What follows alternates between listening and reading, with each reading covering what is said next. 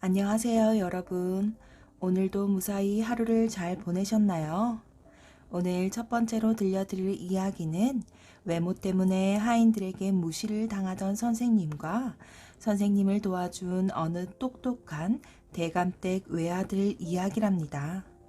선생님은 학식도 많고 마음씨도 고운 사람이었지만 겉모습 때문에 하인들에게 무시를 당하지요. 사람을 겉모습으로만 판단하고 얕잡아 보는 것은 아주 잘못된 행태인데 말이죠. 이를 지켜보던 대감집 외아들은 꾀를 내어 하인들이 선생님을 존경하게 만든답니다. 뿐만 아니라 곤란에 처한 선생님을 기지를 발휘하여 위기에서 벗어나게 해주지요. 이야기를 통해 겉모습으로 사람을 판단하는 것에 대한 경계심을 가지고 대감댁 외아들이 발휘한 번뜩이는 기지를 들으시며 재미있는 시간 되시길 바랍니다. 오늘 밤도 밤동아 TV를 찾아주셔서 감사합니다. 편안한 밤 되세요. 외아들과 선생님.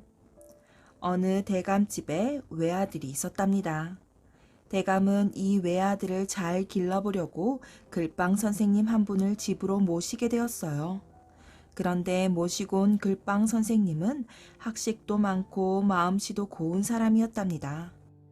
그러나 한 가지 흠이라면 겉모습이 좋지 않은 점이었어요. 눈은 한쪽 눈을 다쳐 애꾸눈이었고 입은 삐뚤어졌어요. 그래서 이 대감집 하인들은 이 글빵 선생님을 얕잡아 보았지요.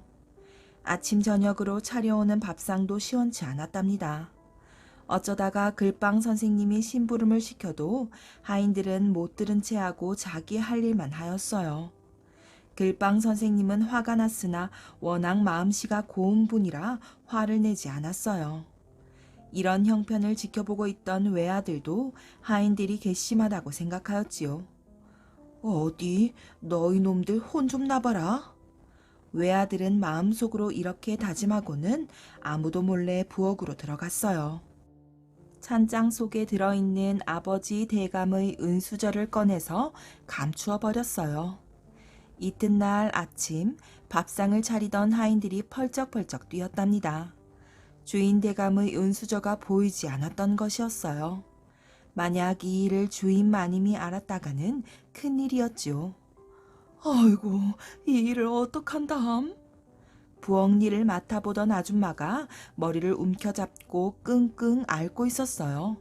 하인들도 마찬가지였답니다. 안 되겠다. 나는 무당한테 가서 물어보고 올 테니까 너는 점장이에게 물어보고 오너라. 알았어. 하인들은 윗마을 아랫마을로 뛰어갔어요. 그러나 이 집 외아들은 모른 척하고 한 하인에게 물었답니다. 왜들 그러느냐? 아이고, 도련님. 하인은 시치미를 떼었어요. 왜 이리 소란스러우냐? 외아들이 다그쳐 물었어요. 아무 일도 아닙니다요. 아무 일이 아니라고? 뭐가 없어진 모양이구나. 아이고, 도련님, 제발 입 좀 꼭 다물어 주십시오. 그래, 도대체 무슨 일인지를 알아야 입을 다물든지 말든지 할 것 아니냐? 그제서야 하인은 실토하였어요. 실은 주인 대감님의 은수저가 없어졌습니다요. 뭐? 은수저가? 외아들은 일부러 놀란 얼굴을 하였어요. 그러니 제발 말씀하지 말아줍시오. 큰일이구나. 어떻게 했기에 은수저가 없어졌지? 간밤에 없어진 것이 분명합니다요. 하인은 제법 자신있게 말하였어요. 참, 좋은 수가 있다. 외아들이 밝은 얼굴로 외치자 하인이 물었답니다. 좋은 수라니요? 응, 글빵 선생님께 여쭈어 보아라. 글빵 선생님은 학식도 많으실 뿐 아니라 점도 잘 치는 명인이시니까. 정말 그렇겠군요. 하인의 얼굴도 환하게 밝아졌답니다. 하인은 다른 하인들에게 이 이야기를 전하고 대표 두 사람을 뽑아 글빵 선생님에게 찾아가기로 하였어요. 선생님, 계십니까? 두 하인이 글빵 선생님의 방 앞에서 허리를 굽신거리며 아침 문안을 드렸어요. 애꾸는 이 삐뚤어미라고 놀려대던 하인들이 오늘 아침에는 식혜까지 떠가지고 굽신거리는 것이었어요. 그래, 누구요? 안에서 글빵 선생님의 목소리가 들려왔답니다. 저희들입니다요. 방문이 열렸어요. 웬일이냐? 잠시 안으로 들어가서 말씀드려도 괜찮습니까요? 들어오게나. 두 하인이 글빵 선생님의 방으로 들어갔어요. 그래, 무슨 일인고? 선생님, 저희들을 살려주십시오. 살려달라니? 자네들이 무슨 큰 죄라도 지었단 말이냐? 예, 실은 대감님의 은수저를 잃어버렸습니다요. 선생님께서 점을 좀 쳐주십시오. 뭐라? 은수저가 없어져? 글빵 선생님은 속이 타는 듯 가지고 온 식혜를 한 모금 마셨어요. 이 집에 와서 처음 마셔보는 식혜 맛이었답니다. 제발 좀 가르쳐 주십시오.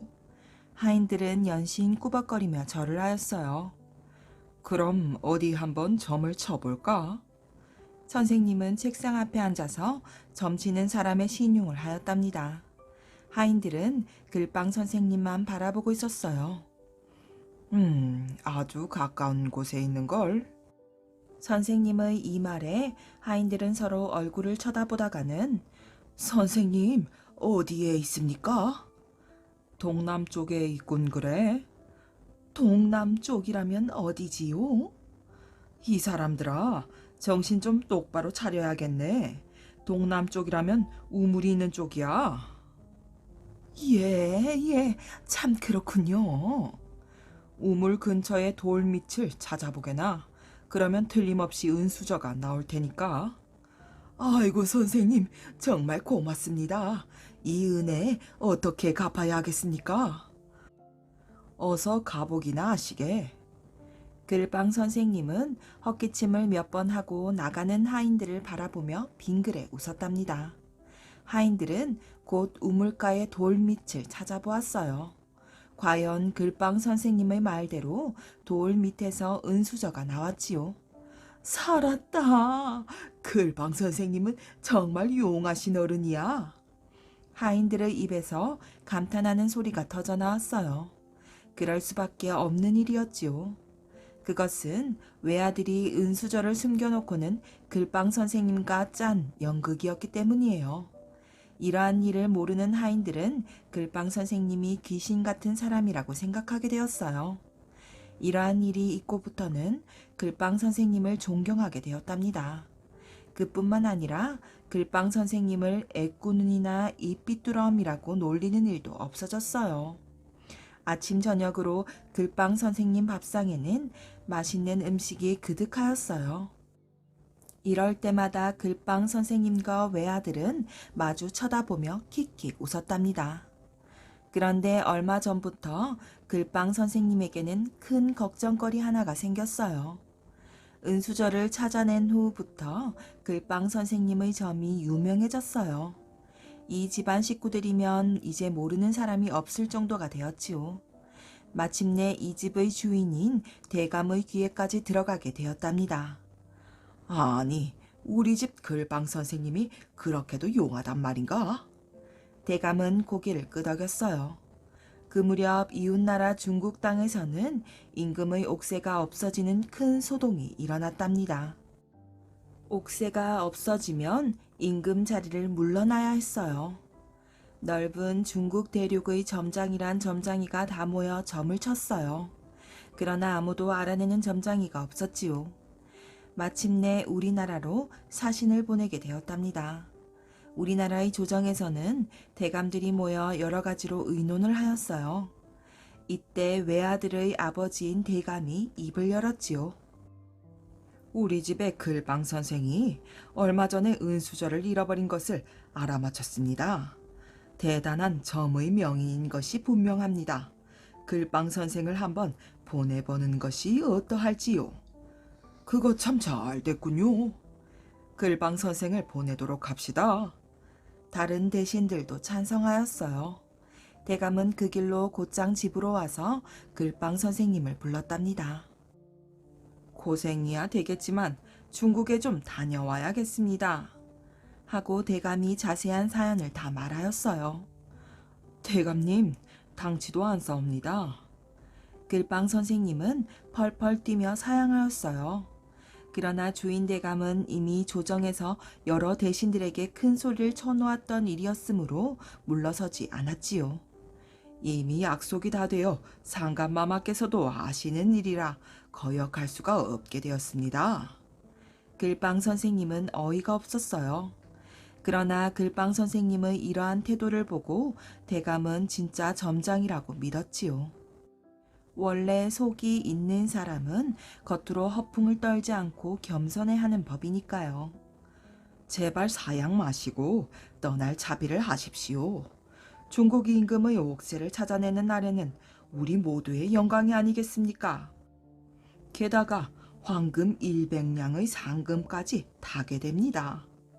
상금은커녕 잘못하다가는 창피만 톡톡히 당하고 돌아올 일을 생각하니 눈앞이 캄캄하였어요. 글방 선생님은 일단 자기 방으로 돌아왔지요. 그러나 걱정은 떠나지가 않았어요. 이 일을 어떻게 하지? 어떻게 하면 이 일로부터 벗어날 수가 있을까? 글방 선생님은 끙끙대며 골치를 앓고 있었답니다. 그때 외아들이 싱글벙글 하면서 방 안으로 들어왔어요. 선생님, 조금 더 걱정하실 것 없습니다. 중국에 가시게 되었다고요? 외아들이 물었지요.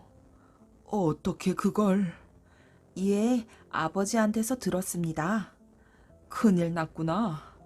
큰일은 무슨 큰일입니까? 이렇게 하시면 됩니다. 외아들은 글빵 선생님의 귀에 입을 가까이 하고 무엇이라고 소근소근 하였어요. 선생님은 고개를 끄덕이면서 알았다고 하였지요. 선생님의 얼굴이 차츰 밝아졌어요. 이튿날 글빵 선생님은 집을 떠나 대감과 함께 조종으로 들어갔답니다. 우리나라의 체면에 관계되는 일이니 꼭 중국 임금의 옥새를 찾아주고 돌아오기 바라오. 하고 임금님께서도 격려의 말을 하였어요. 소인 최선을 다해서 일을 하고 돌아오겠습니다. 글방 선생님은 여러 대감들의 전송을 받으며 중국을 향해 길을 떠났답니다. 글방 선생님을 따라가는 신하들도 여러 사람이 되었어요. 중국에 도착한 글방 선생님은 먼저 중국의 임금을 만났지요. 먼 길을 오시느라고 수고가 많으셨소. 옥새를 꼭 좀 찾아주시오. 중국 임금은 애원하듯이 글방 선생님에게 말하였어요. 예, 오늘부터 석 달 안에 임금님의 옥새를 찾아내겠습니다. 글방 선생님이 자신있게 말하자 중국 임금은 환하게 웃으며 잘 부탁하겠소 하고 말한 다음 글방 선생님을 극진히 모시도록 당부하였어요. 글방 선생님의 방은 중국 임금이 거처하는 방과 똑같이 으리으리하였어요. 어느덧 2달이 흘러갔지요. 글방 선생님은 아침마다 일어나면 꼭 점을 한 번씩 쳤답니다. 어느 날 아침, 이날도 글방 선생님은 점을 쳤어요. 아차, 큰일 났군 하는 것이었어요. 옆에서 시중을 들던 중국 대신들이 깜짝 놀라 물었지요. 큰일이라니 무슨 일입니까? 어쩌냐게 우리 집에 불이 났구먼. 예, 선생님 댁에요. 집이 타버린 건 괜찮지만 사당에 모신 신주가 다 타버렸습니다. 허허, 이 일을 어떡하지? 글방 선생님은 마치 현장을 본 것처럼 말하였어요. 그런 일까지 어떻게 아시는지요? 중국 대신 한 사람이 물었어요. 다 알지요. 그런 일도 모르고서야 어찌 점을 친다고 말할 수가 있겠습니까? 더구나 나는 중국 임금님의 옥새를 찾겠다고 나선 사람인데요.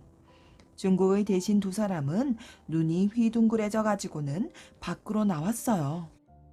아무리 천하에 제일 가는 명인이라고 해도 어젯밤에 자기 집에 불이 난 것까지야 알 수 없겠지요. 더구나 신주 모신 사당이 불타버린 것을 알아맞힌다는 것은 귀신도 놀랄 일이 아닙니까? 어쨌든 임금님께 이 사실을 알려드립시다. 중국의 대신들은 이 사실을 자기 나라의 임금에게 보고하였어요. 그렇다면 사람을 한번 보내서 사실을 확인해 보도록 하오. 중국 임금도 믿을 수 없다는 듯 사신을 보내기로 하였지요. 사신으로 갔던 사람이 돌아왔어요. 사실이옵니다. 집도 불타버렸을 뿐만 아니라 신주를 모신 사당까지도 다 불타버렸습니다. 사신의 얘기를 들은 중국의 임금과 대신들은 모두 입을 딱 벌렸답니다. 이러한 일이 알려지자 중국 장안은 온통 한국에서 온 점장이 얘기로 술렁거렸어요. 이번에 한국에서 온 점치는 명의는 대단한 사람이라지요.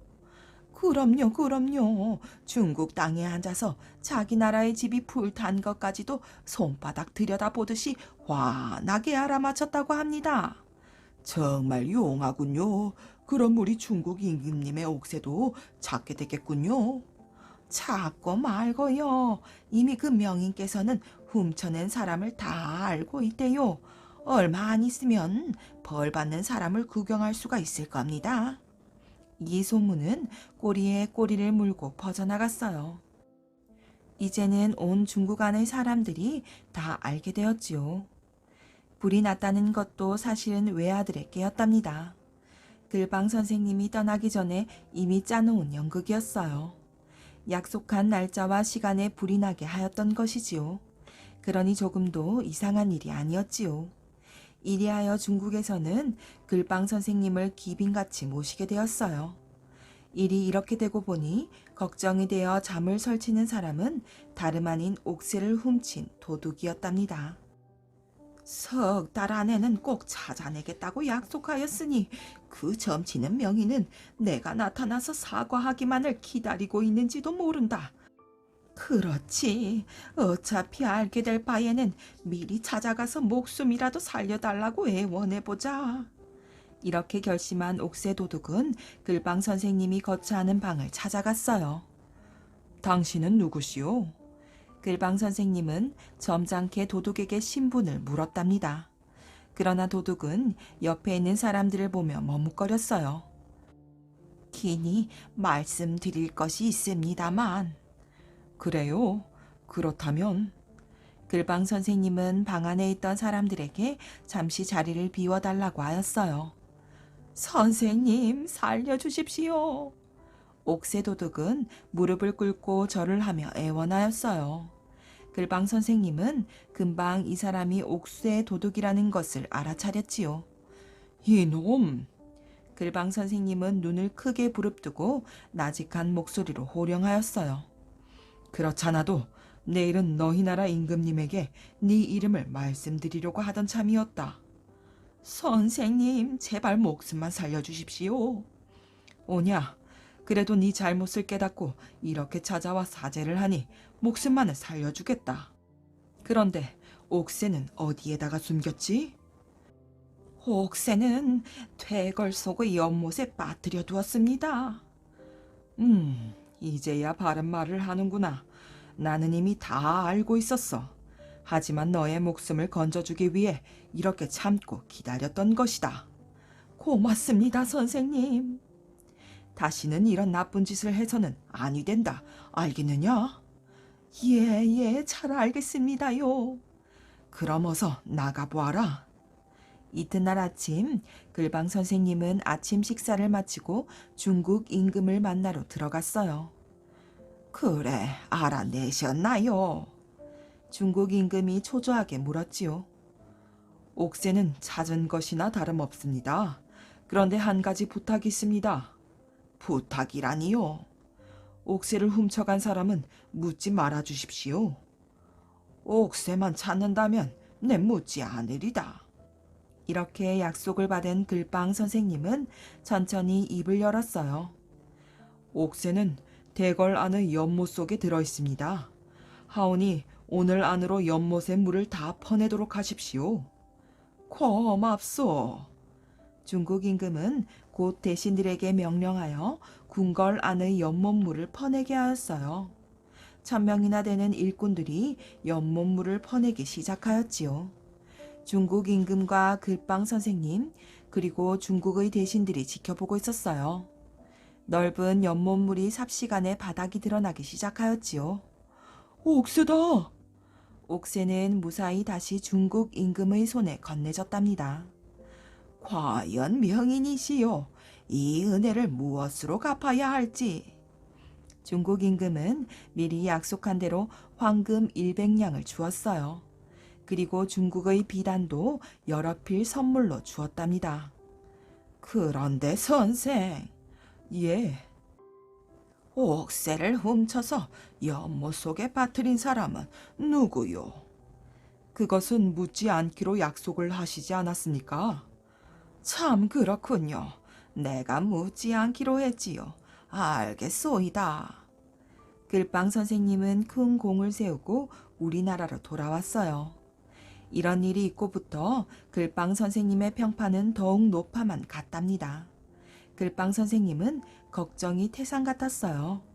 또 언제 누가 점을 쳐달라고 할지 모르는 일이었기 때문이지요. 이때 외아들이 글빵 선생님에게 묘한 한 가지를 가르쳐 주었어요. 선생님, 한 달쯤 자리에 누워 계십시오. 몸이 아프다고 하시고요. 일어나신 다음부터는 병을 앓고 났더니 점을 칠 수 없게 됐다고 소문을 내십시오. 그러면 선생님은 무사하실 겁니다. 과연 네가 명인이로다. 이런 일이 있고부터는 글빵 선생님에게 점을 쳐달라는 사람이 없어졌어요. 글빵 선생님은 오래도록 행복하게 살았고 외아들은 후에 큰 벼슬 자리에 앉아 나라 일을 돌보았다고 한답니다. 장구 바위. 전라남도 강진군 군동면에 평덕이라는 동네가 있고 이 동네 앞에 장구 모양으로 생긴 장구 바위가 있답니다. 이 바위에 얽힌 이야기가 있지요. 평덕 마을에 이시인이라는 아이가 있었어요. 이 아이는 고개넘어 마을의 서당에 글을 배우러 다녔지요. 어느 날 이시는 서당에서 글을 배우고 밤늦게 집으로 가느라고 고개를 넘으려고 하니까 예쁜 처녀가 나타나더니 이신을 껴안고 얼굴을 비벼대고 입을 맞추며 무슨 구슬을 이신의 입에 넣어주었다가 다시 구슬을 제 입으로 가져가고 그것을 또 이신의 입에 넣어주었다가 다시 제 입으로 가져가곤 하였어요. 처녀는 이렇게 4-4차례 하고는 가라고 말했지요. 그 다음 날도 이신이 집으로 돌아가려고 고개를 넘으니까 역시 그 처녀가 나와서 껴안고 구슬을 입에 넣어주었다가 다시 제 입으로 가져가곤 하였으며 그것은 매일 계속 되었답니다. 이런 일이 있은 뒤로 이신의 몸은 점점 여위어 갔으며 얼굴에는 핏기가 가시고 노랗게 되었지요. 서당 선생님은 이신을 보고 어째서 너는 요새 몸이 마르고 얼굴에 핏기가 없느냐고 물었어요. 이씨는 처음에는 부끄러워서 자기도 어째서 그런지 모르겠다고 말하였지요. 그런데 선생이 자꾸 캐묻자 이씨는 할 수 없이 집에 가는 고갯길에서 일어나는 일을 사실대로 여쭈었어요. 선생은 이 말을 듣고 어허, 그거 큰일 날 뻔했구나. 그 처녀라는 것은 사람이 아니고 백년 묵은 백여우다. 그 여우가 사람으로 둔갑을 해서 너의 정기를 빼먹으려고 그러는 것이다. 그러니 이 다음에 그 처녀가 나와서 너의 입에 구슬을 넣어주거든 도로 내주지 말고 네 입에 꽉 물고 집신짝을 벗어서 처녀의 뒤통수를 한 대 갈겨주어라. 그리고 그 구슬을 나한테 가져오너라. 하고 말했어요. 이씨는 선생님의 말을 듣고 그날 저녁 때 집으로 가느라고 고개에 다다르니 그 처녀가 또 나와 있었어요. 전과 같이 이신의 몸을 껴안고 얼굴을 비벼대며 입을 맞추고 구슬을 이신의 입안에 넣어주었지요. 이신은 그 구슬을 돌려주지 않고 집신짝을 벗어서 처녀의 뒤통수를 힘껏 쳤답니다. 그랬더니 처녀는 슬픈 소리를 내면서 하얀 여우가 되어가지고 도망쳐 버렸답니다. 이씨는 이것을 보자 그만 구슬을 삼키고 땅에 엎어져서 정신을 잃었다가 한참 만에 정신을 차려 집으로 돌아왔어요. 그날부터 이씨는 이상하게도 땅에 관한 일은 뭐든지 환히 알게 되었지요. 다음날 이씨는 서당에 가서 선생님한테 어젯밤에 있었던 일을 말씀드리고 그 구슬은 쓰러져 넘어지면서 삼켜버렸다고 말했어요. 선생님은 이 말을 듣고 못내 섭섭했지요. 그도 그럴 것이 이 여우의 구슬을 집어삼키고 하늘을 본 사람은 하늘 일을 환하게 알고 땅을 본 사람은 땅속 일을 환하게 알게 되는 영검 있는 구슬이었기 때문이었어요. 이 씨는 그 후에 지리에 밝은 사람이 되었답니다. 그래서 유명한 풍수가 되어 팔도 강산을 돌아다니면서 명당 자리를 잡아주고 돈을 많이 받아 부자로 살게 되었어요. 한편 이신의 누이 동생 하나가 같은 마을의 평덕 배신의 집으로 시집을 갔어요. 그런데 이 시댁은 가난하여 어렵게 살았답니다. 그래서 명당 자리를 하나 구하여 쓰려고 마음을 먹고 오빠인 이신에게 말을 하고 싶었지만 오빠의 성미가 너무 깐깐해서 말을 들어주지 않을 것 같아서 한께를 내었지요. 그래서 하루는 친정으로 오빠를 찾아가 이제 아버님이 아주 늙으셨으니 맷자리나 하나 미리 잡아놓으라고 권했어요. 이씨는 누이의 말을 옳게 듣고 아버지의 맷자리를 사방으로 구하다가 동네 뒷산에 좋은 명당 자리가 있어서 그 자리에다 묘를 쓰려고 생각해 두었어요. 몇 해가 지나서 아버지가 돌아가셨지요. 이씨는 미리 봐두었던 맷자리를 팠답니다. 그런데 해가 저물어 맷자리 파기를 중단하고 집으로 돌아왔어요. 그날 밤에 누이는 아무도 모르게 물을 길어다가 오라비가 파놓은 맷자리 구덩이에다가 가득 부어놓았어요.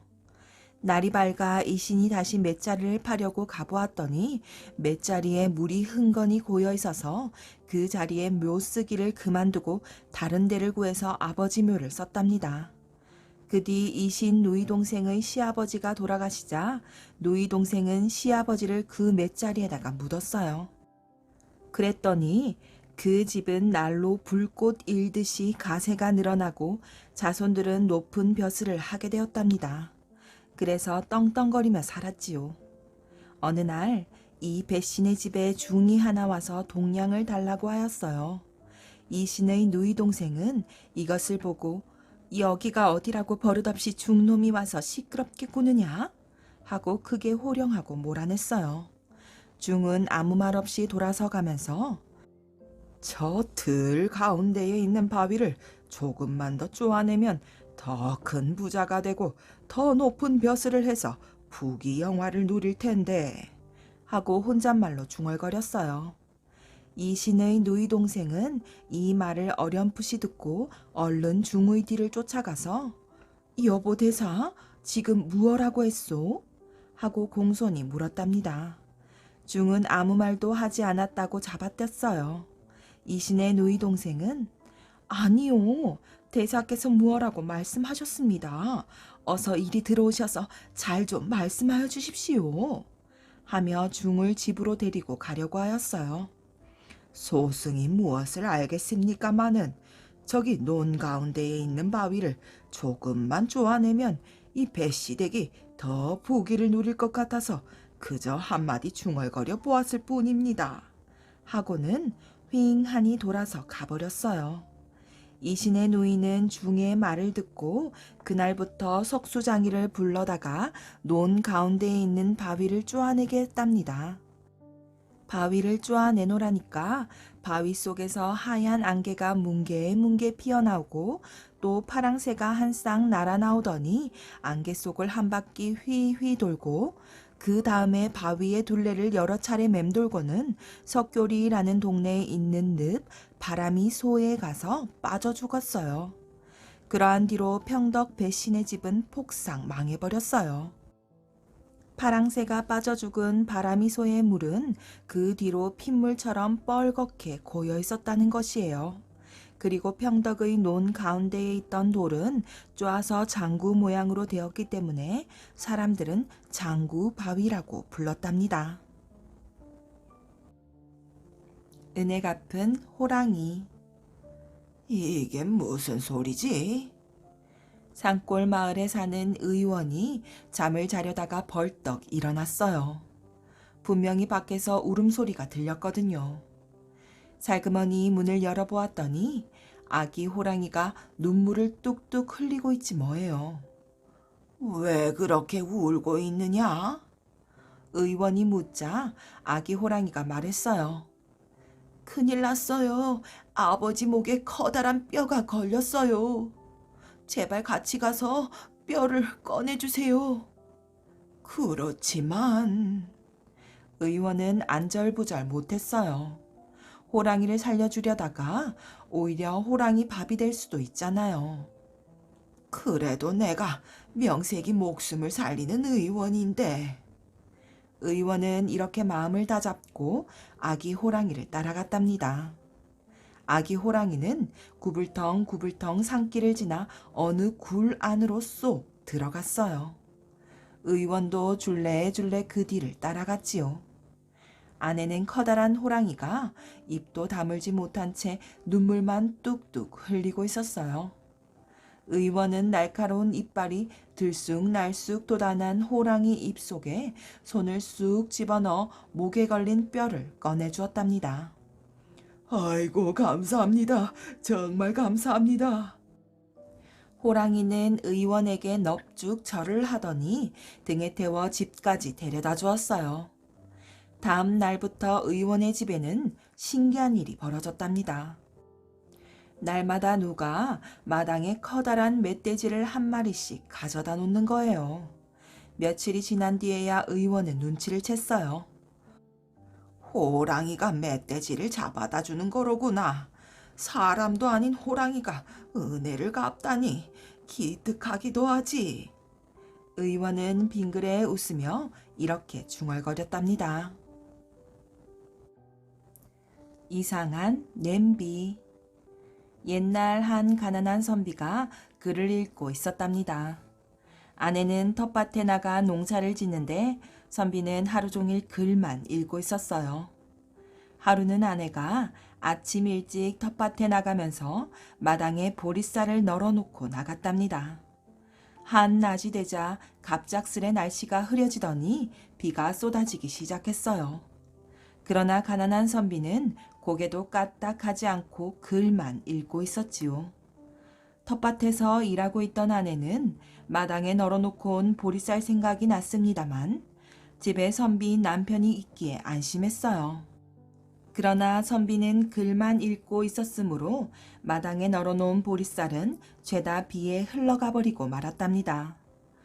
텃밭에서 돌아온 아내는 이것을 보고 화가 나서 바락바락 소리를 지르며 선비에게 신세 타령을 했지요. 아이고, 내 신세야. 코가 막히고 기가 막히고 눈이 막힌 저런 양반을 남편으로 삼고 살다니. 비가 오면 한 번쯤 바깥을 내다보아야지요. 그러나 선비는 그대로 글만 읽고 있었지요. 아내는 더욱 화가 나서 바락바락 신세 타령을 했어요. 이제 당신이 어디 가서 돈을 벌어와요. 나는 이 살림을 더 꾸려갈 수가 없어요. 얼른 책을 덮어버리고 돈을 벌어와요. 아내의 성화에 마침내 선비는 더 이상 글을 읽을 수가 없었답니다. 그리고 선비는 아내의 성화에 더 방에 있을 수도 없었지요. 에이, 내가 어디 가서 그까짓 돈을 만들어 오지. 하고 선비는 집을 나섰으나 책만 읽던 선비가 갑작스레 돈을 벌 수 있는 길은 없었답니다. 그리하여 선비는 하염없이 길을 가다가 보니 한 연못이 있었지요. 연못을 지나 한참을 가다 보니 마른 논바닥에서 올챙이들이 숨이 가빠 꼬무락거리고 있었어요.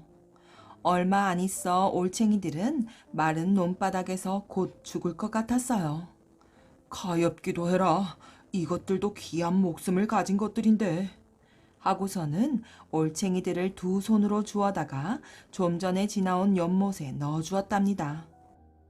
물을 만난 올챙이들은 아주 기뻐하면서 물속으로 사라졌어요. 선비는 또 길을 갔지요.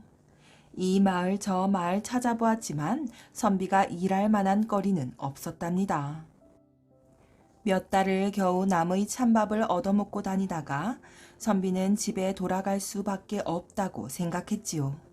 그리하여 집으로 돌아가는데 전에 올챙이들을 넣어준 연못가로 왔지요. 선비는 좀 쉬어가려고 연못가 잔디밭에 누워 이 생각 저 생각을 하고 있을 때 곁에서 무슨 기척이 났답니다. 보니까 수많은 개구리들이 조그만 냄비를 연못가에서 선비를 향해 끌고 왔어요.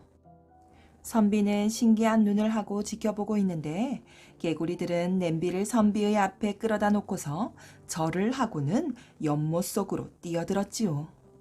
하하, 내가 전에 마른 논바닥에서 구해준 올챙이들이 그동안 커서 개구리가 되었구나. 이 냄비는 나더러 가지라는 것이지. 아무튼 빈손으로 집에 들어갈 수 없는 노릇이니 이거라도 가지고 들어가야지. 남편이 몇 달 만에 돌아오자 아내는 여간 반가운 것이 아니었답니다. 그것도 아무것도 못하던 남편이 냄비라도 하나 들고 왔으니 아내의 마음은 흐뭇했지요. 그러나 남편에게 밥을 지어줄 쌀은 하나도 없었답니다. 여보, 집에 쌀이라고는 보리쌀 한 톨밖에 없군요. 선비는 무심히 아무렇게 말했어요. 어서 그 냄비에 보리쌀 한 톨을 집어넣고 밥을 지어보지. 아내는 정말 부엌에 나가서 선비가 말한 대로 보리쌀 한 톨을 냄비에 넣고 불 위에 올려놓았어요. 좀 있다가 아내는 여보, 이게 웬일이요? 하고 보리밥이 가득 찬 냄비를 들고 들어왔지요. 참 이상한 일이에요. 냄비에 보리쌀 한 톨만 넣고 밥을 지었는데 냄비 속에는 뚜껑이 열릴 정도로 보리밥이 가득했답니다. 이튿날 아내가 장난삼아 엽전을 한 개 냄비에 넣고 끓였더니 얼마 뒤에는 엽전이 들어찼어요. 이제 선비는 살림 걱정을 하지 않고 글만 읽을 수가 있었지요. 몇 해 뒤 선비는 과거를 보러 가서 급제를 했답니다. 또 이상한 일이 있었어요. 선비가 과거 보러 서울로 올라간 뒤 아내가 집에서 엽전만을 냄비에다 끓였는데 그만 냄비가 불에 녹아버렸어요. 바로 선비가 과거에 급제한 것을 나라에서 알려주던 날이었답니다. 이 세상에서 제일 높은 고개. 옛날에 어질고 슬기로운 임금님이 계셨지요. 임금님은 자주 여러 사람을 모이게 하여 슬기로운 이야기를 서로 나누기를 즐겼답니다. 한 번은 궁성에서 임금님의 일을 보는 나인들을 불러놓고 실기에 대한 이야기를 했지요. 이 세상에서 가장 좋은 꽃이 무슨 꽃이냐? 나인들은 서로 앞을 다투어 말했어요. 연꽃입니다. 임금님은 고개를 흔들었어요. 모란 꽃입니다. 임금님은 고개를 흔들었어요. 백합꽃입니다. 임금님은 고개를 흔들었어요. 매화꽃입니다. 임금님은 고개를 흔들었어요. 한박꽃입니다. 임금님은 고개를 흔들었어요. 이때 맨 뒤에 앉아있던 나인이 말했지요. 이 세상에서 제일 좋은 꽃은 모카꽃입니다. 그때서야 임금님은 머리를 끄덕이시며 네 말이 옳도다. 아름다운 꽃이라고 하면 이 세상에 수도 헤아릴 수 없을 만큼 많은 꽃이 있을 것이다. 가장 좋은 꽃이라고 했으니 모카꽃일 것이다.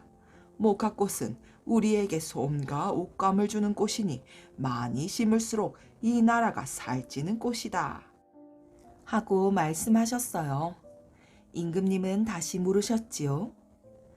이 세상에서 가장 높은 고개가 무슨 고개더냐?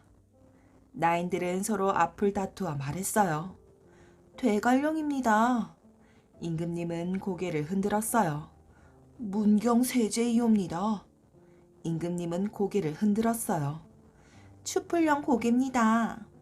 임금님은 고개를 흔들었어요. 이때 맨 뒤에 앉아있던 좀 전에 목화꽃 이름을 댄 나인이 대답했지요. 이 세상에서 제일 높은 고개는 보릿고개입니다. 그때서야 임금님은 머리를 끄덕이시며 과연 네 말이 옳도다.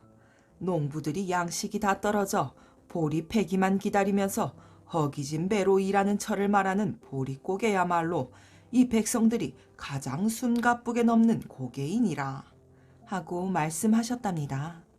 그 뒤 임금님은 나라를 다스리는데 그 나인의 슬기를 많이 썼다고 전해진대요. 네, 장사들. 옛날 어느 부부가 대문 앞에 놓인 아기를 주워다가 키웠어요. 이 무렵에는 어머니가 아기를 키울 수 없는 형편이 되면 부잣집이나 아기 없는 집의 대문 앞에 갖다 놓는 풍습이 있었답니다. 이 아기도 그런 아기였어요. 아버지, 나도 나무를 해올 테니 지게 하나 만들어주세요. 빨리요. 아이가 졸랐어요. 아버지는 소꿉장난을 하려는 줄만 알고 수수깡으로 장난감 지게를 만들어 주었답니다. 이런 걸로 어떻게 나무를 합니까? 아이는 장난감 지게를 발로 밟아버렸어요. 아버지, 어른들이 쓰는 튼튼한 지게를 만들어 주세요. 오냐, 알겠다. 아버지는 나무를 잘라서 지게를 만들어 주었어요. 아이는 그것도 마음에 들지 않는지 손으로 뚝뚝 꺾어버리는 것이었어요. 쇠로 만들어 주세요. 아버지는 하는 수 없이 대장간으로 가서 쇠지게를 만들어 주었어요. 그제야 아이는 쇠지게를 지고 나무하러 산으로 올라갔답니다. 집에서 아버지가 산을 쳐다보며 말했어요. 여보, 저것 좀 보. 무엇을요? 산이 움직이지 않소이까? 아이고, 이를 어쩌나? 뒷산이 흔들흔들 무너져 내리는 것만 같아 부부의 얼굴이 새파랗게 질렸어요. 그러나 그것은 산이 무너지는 게 아니라 아이가 지고 내려오는 나무찜이 움직이는 것이었어요. 아이는 나무를 산더미처럼 해왔지요. 아이는 통나무를 잔뜩 해와서 손으로 뚝뚝 꺾어 큰 집을 지었답니다. 그리고 바위를 안고 와서 주먹으로 깨어 돌대문을 해달았습니다. 부부는 이 아이 덕택에 대걸같이 큰 집에서 살게 되었어요. 사람들은 이 아이를 장쇠라고 불렀답니다. 힘을 장사같이 쓰기 때문이었지요. 장쇠는 마을의 힘든 일도 도맡아 했어요. 그러던 어느 해 전쟁이 일어났답니다. 청년으로 자란 장쇠도 싸움터로 나갔어요. 벌판에 이르러 보니 큰 나무 하나가 폭풍을 만난 듯이 이리 휘청 저리 휘청 하고 있었어요. 바람도 불지 않는데 이상하네. 장쇠는 그곳으로 가보았답니다. 그랬더니 한 사나이가 나무 밑에서 배꼽을 드러낸 채 쿨쿨 낮잠을 자고 있었어요. 이 사나이가 숨을 쉴 때마다 나무가 휘청거렸지요. 장쇠는 사나이의 코를 손가락으로 꽉 쥐었답니다. 사나이는 쩔쩔매다가 벌떡 일어나서 납죽 엎드렸어요. 아이고, 형님. 사나이는 장쇠에게 아우가 되게 해달라고 애원했지요. 이 세상에서 내가 제일 기운이 센 줄 알았더니 형님이 최고입니다. 하하하, 우리 함께 지내자꾸나. 장쇠는 콧바람 장사를 기꺼이 아우로 삼았답니다. 적을 무찌르러 가자. 두 장사가 함께 싸움터를 향해 길을 떠났어요. 한참 가다가 보니 두 장사 앞에 보이던 산이 눈 깜짝할 사이에 없어졌어요. 아니, 이게 어떻게 된 거야? 산이 없어져 버렸네요. 두 장사는 눈이 휘둥그레졌어요. 자세히 보니 웬 사나이가 고무래로 산을 싹 밀어내고 있는 것이었어요. 그래서 산이 없어진 것처럼 보였지요. 장새는 몸을 휙 날려 그 사나이가 잡고 있는 고무래를 발로 밟았지요. 고무래는 더 이상 꼼짝하지 않았답니다. 이놈, 어디서 장난을 하고 있어? 아이고, 형님. 그 사나이도 장수에게 납죽 엎드려 절하고 아우로 삼아달라고 애원했답니다. 장새는 고무래를 가진 사나이도 아우로 삼고 함께 싸움터로 향했지요. 적을 무찌르러 가자. 새 장사는 길을 걸었답니다. 얼마쯤 가다 보니 이번에는 들판에 물이 흘러들어 강을 이루고 있었어요. 아니, 누가 또 장난을 하네? 장새는 걸음을 멈추고 사방을 둘러보았어요. 강물이 흘러내리는 쪽에서 웬 사나이가 오줌을 누고 있는 것이 보였지요. 장새는 몸을 날려 그 사나이의 뒷덜미를 낚아챘어요. 사나이는 뒤로 벌렁 넘어지고 오줌 줄기는 하늘로 뻗쳐 올라 소나기처럼 쏟아져 내렸지요. 장새가 호통을 쳤어요. 어디다가 함부로 오줌을 누고 있느냐? 아이고, 형님. 그 사나이도 장사 앞에 납죽 엎드려 아우로 삼아달라고 애원했답니다. 이렇게 해서 장쇠는 새 장사를 거느리게 되었어요. 적을 무찌르러 가자. 내 장사는 싸움터에 이르렀답니다. 눈을 들어보니 적군이 물밀듯이 몰려들고 있었어요. 오줌 장사가 그것을 보고 언덕 위에 올라가서 한 차례 오줌을 누었지요. 어프프, 사람 살려. 적군은 오줌에 빠져 허우적거렸어요. 이번에는 내 실력을 보여주지. 콧바람 장사가 나서서 콧바람을 세게 불었답니다. 그 바람은 오줌을 꽁꽁 얼려놓았어요. 적군은 이내 얼음덩이에 박혀버렸어요.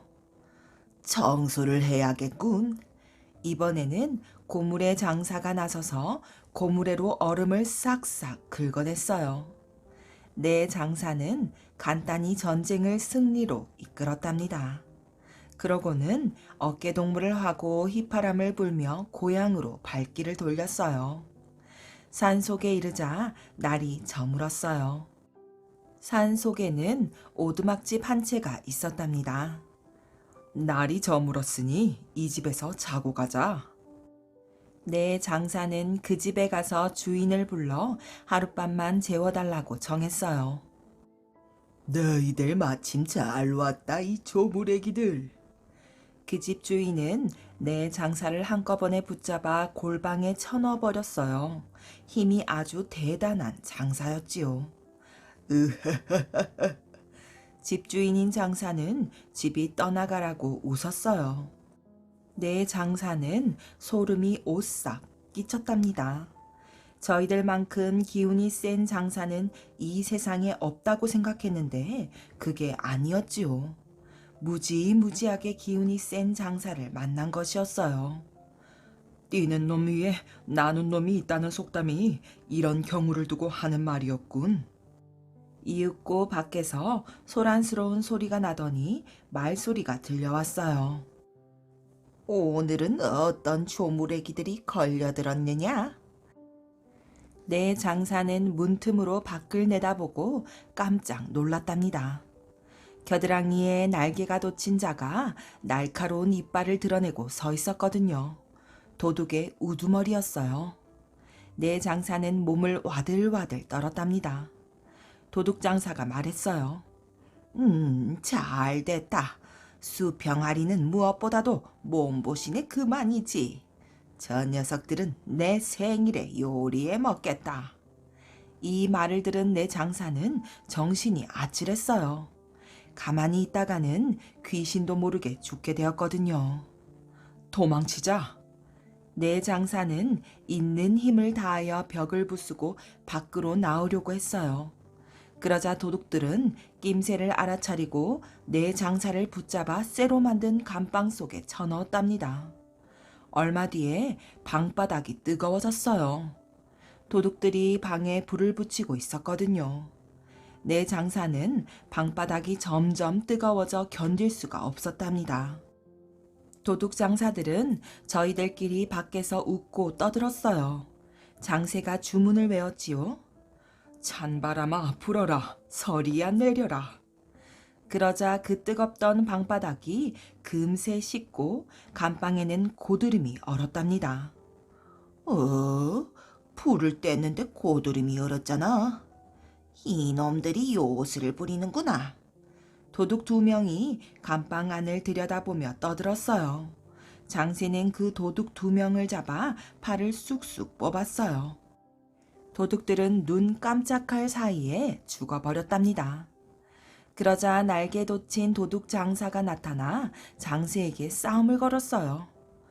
조그만 녀석이 아주 제법인걸. 심심한데 나하고 한번 겨뤄보자꾸나. 좋다, 한번 겨뤄보자. 장세는 공중으로 튀어올랐어요. 두목도 공중으로 튀어올랐지요. 두 사람은 공중에서 빙글빙글 돌며 싸우다가 점점 높이 올라갔답니다. 이윽고 모습이 보이지 않게 되었어요. 어디로 갔지? 도둑들이 하늘을 쳐다보고 있었어요. 그때 팔 하나가 뚝 떨어졌어요. 그것은 장세의 팔이었지요. 두목의 아내가 재빨리 그것을 주어 잘린 부분에 재를 뿌리려고 하였어요. 제자리에 도로 붙을 수 없게 하기 위해서였지요. 새 장사가 그것을 빼앗아 공중으로 던지며 말했어요. 형님, 팔 떨어진 것 올라갑니다. 그 팔은 곧 공중에 높이 떠 있는 장세의 팔에 착 달라붙었어요. 이어서 팔 한 개가 또 뚝 떨어졌지요. 그것은 두목의 팔이었어요. 새 장사는 잽싸게 그것을 주어 재를 뿌렸어요. 두목의 아내가 그것을 주어 공중으로 던졌지만 달라붙지 않고 떨어져 버렸답니다. 이번에는 두목의 머리가 뚝 떨어졌어요.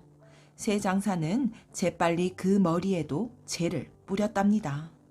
결국 두목은 장세에게 죽음을 당하고 말았어요. 장세는 땅으로 내려와 두목의 아내를 죽였답니다. 그러자 두목의 아내는 꼬리가 9개 달린 여우로 변했어요. 듣거라, 너희들은 이제껏 이 여우한테 홀렸던 것이다. 장세가 도둑들에게 외쳤답니다. 도둑들은 모두 장세 앞에 무릎을 꿇었어요.